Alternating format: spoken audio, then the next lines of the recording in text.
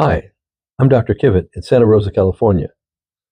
I'm board certified in plastic surgery and dermatology and have had extensive experience with hand surgery due to the many thousand cases in plastic surgery training of a reconstructive nature, as well as a one-year fellowship devoted to purely hand surgery with a plastic surgeon and a orthopedic surgeon, both of whom just did hand surgery.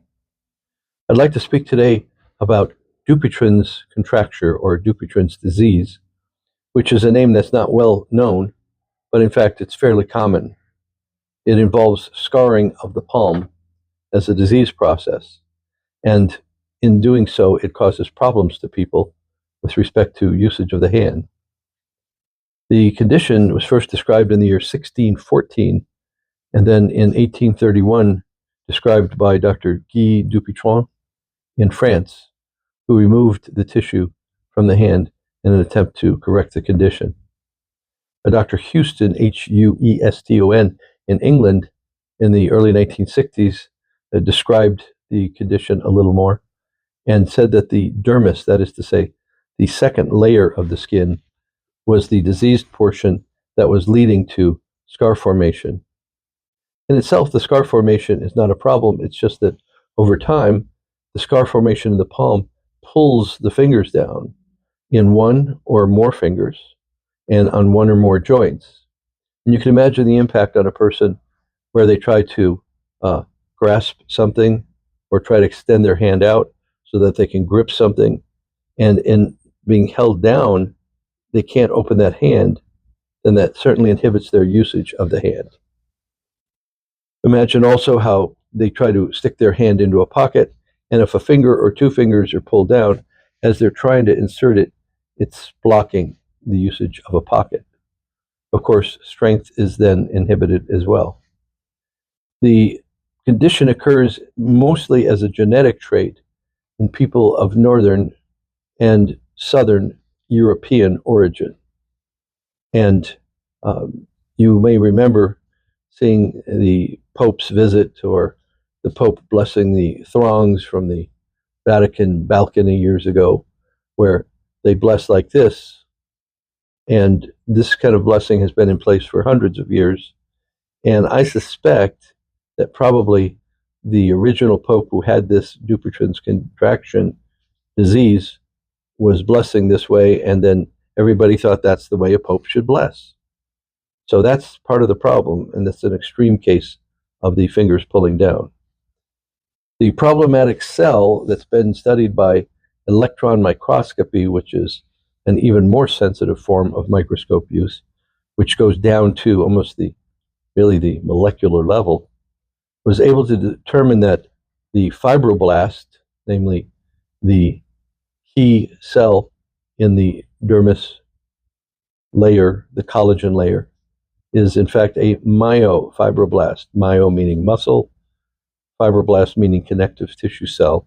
And so a muscle being what it is, even on a microscopic level, will pull and pull down.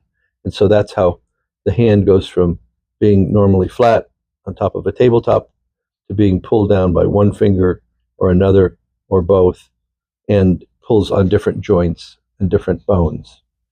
The way that this can be studied further is with even more electron microscopy.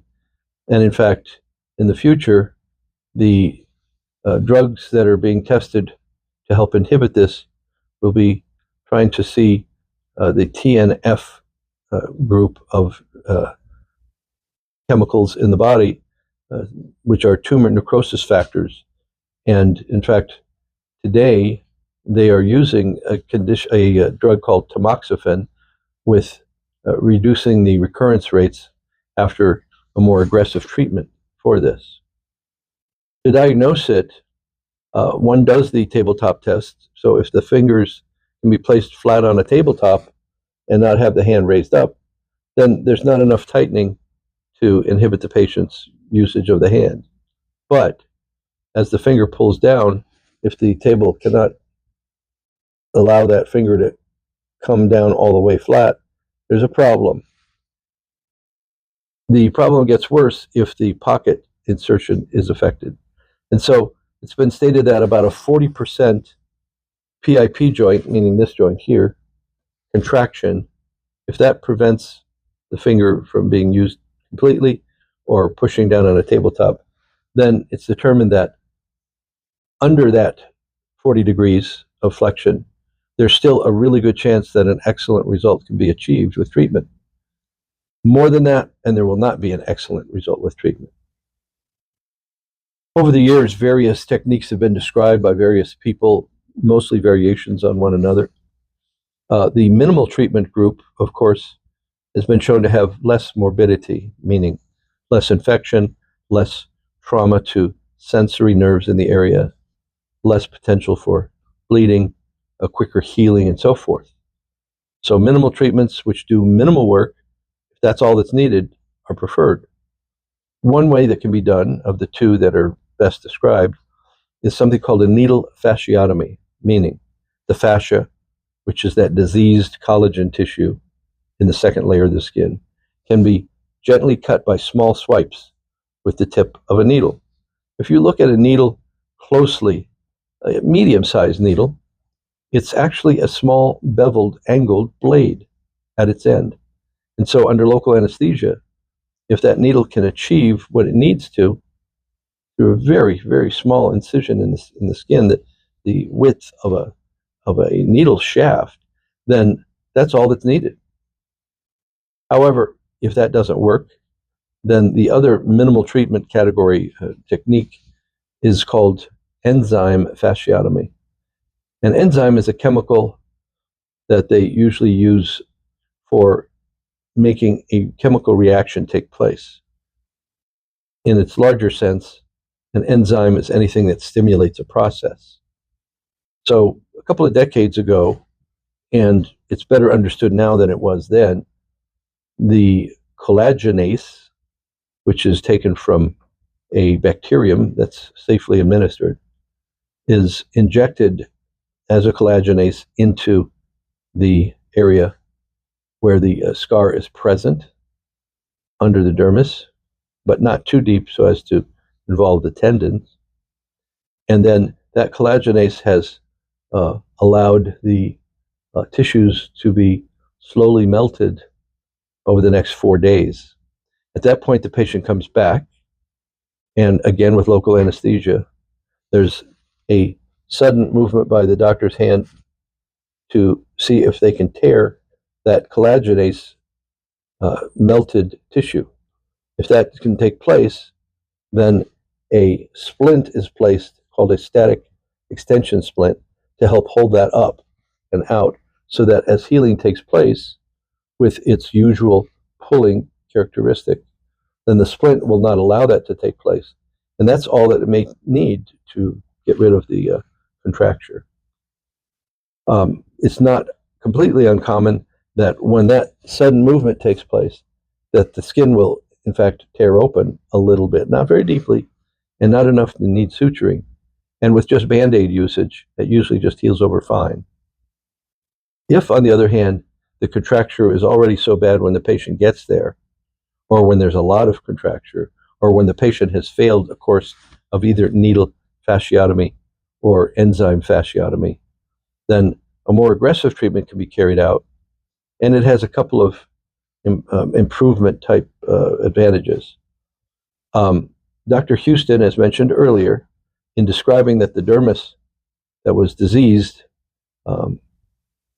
helps us with a recommendation that a fascia cut is made in the skin. Of course, the patient's numb and maybe asleep, certainly.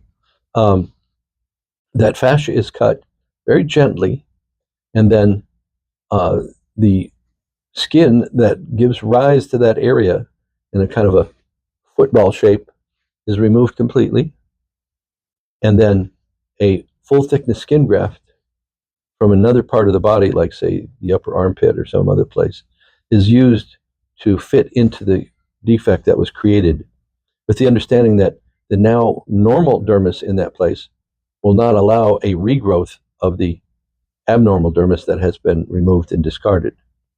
So this seems to work best, and in fact, the lowest recurrence rates for treatment of the Dupuytren's contractures are seen with this particular technique.